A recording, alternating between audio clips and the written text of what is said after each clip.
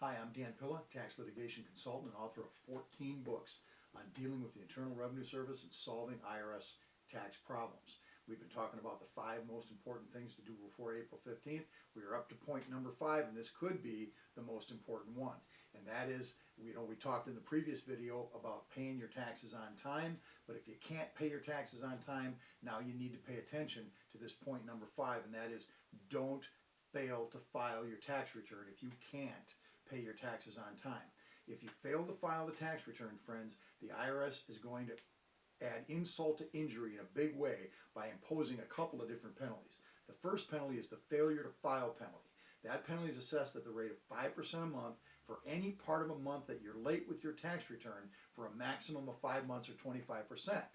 The second penalty is the failure to pay penalty, and that's assessed at the rate of 1% a month for a maximum of 25 months or 25%. So the combination of these penalties can make a serious problem for you, and it had already started out as a problem because you couldn't pay your taxes to begin with. So don't fail to file that tax return just because you can't pay on time. So the question now is, what do I do if I can't pay on time? There's a couple of strategies for you. There's actually 3 different strategies you can use depending on the situation that you're in. If you owe a relatively small amount of money and you think you can pay the tax within 6 months, then use Form 1127. IRS Form 1127 is one of the best kept secrets the IRS has, and it's called an application for an extension of time to pay the taxes. Now, we're all familiar with the Form 4868. That gets us an extension of time to file the return, but as I said in the previous video, the filing extension does not give you a payment extension. Only the Form 1127 can get you an extension of time to pay the tax. You can file that form right with your tax return, or you can file the form before you file your tax return, and the IRS will pass on it. It's not automatic. It's important to understand that it's not automatic. The IRS is going to look at your facts and circumstances, and you've got to demonstrate that you don't have the ability to pay the tax on time through no fault of your own. If 6 months is not going to be enough time to pay your taxes, or if the IRS turns down the payment extension, then you can go to Plan B. Plan B is IRS Form 9465. Form 9465 is called an Installment Agreement request. You can submit that right with your tax return. That'll set the wheels in motion to get you set up an installment agreement to pay the taxes over time.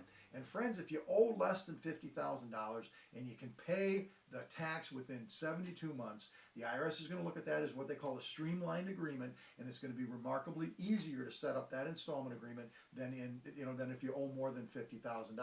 So this is it's not like falling off a log. It's not that easy, but it's relatively simple to get this set up and moving and keep you in a position where the IRS is not going to run you over. Now, Plan C is for those who can't pay anything to the IRS. You're either unemployed or underemployed, and you don't have the capacity to make any payment to the IRS because you need your money for living expenses. In that situation, the IRS can close an account as what they call uncollectible due to hardship because you don't have the money to pay the IRS after your necessary living expenses are paid. The IRS effectively pushes the hold button on the collection machine. That stops the collection function, puts you into a position where you can get back on your feet, and then later on you can deal with the tax liability either by making arrangements to pay or using one of the strategies that I talk about in my book, How to Get Tax Amnesty, to resolve the tax liability once and for all. I'm Dan Pilla. This has been the discussion of the 5 most important things to do before April 15th. My book, How to Win Your Tax Audit, is the most comprehensive guide to dealing with IRS audit and appeals situations that's ever been written. You can get the book.